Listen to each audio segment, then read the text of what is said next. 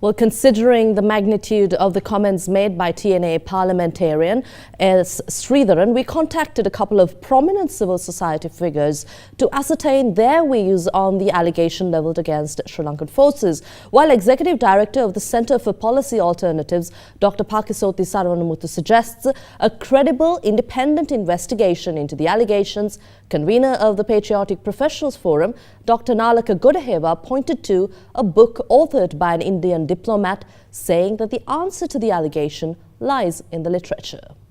The TNA MP, Sridharan, has told the Sri Lankan government used chemical weapons against Tamil civilians during the war against terrorism.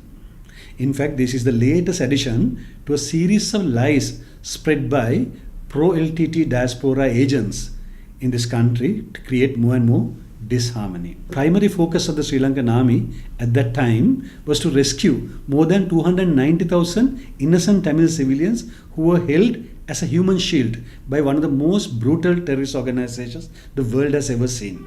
The answer to Mr. Sridharan has already been given by none other than the former Foreign Secretary of India, Mr. Shivashankar Menon, in his book, The Choices, where chapter 4 discusses about the war on terrorism in Sri Lanka. In this book, Mr. Shivashankar Menon argues that the Sri Lankan army could have ended the war much earlier had they decided to use more brutal weapons. He says Sri Lankan army could have easily justified that, the same way USA justified the use of atomic bomb against Nagasaki and Hiroshima in Japan during World War II. But Sri Lanka didn't do that. President Mahinda Rajapaksa, in fact, ordered that the heavy weapons should not be used during the last phase of the war.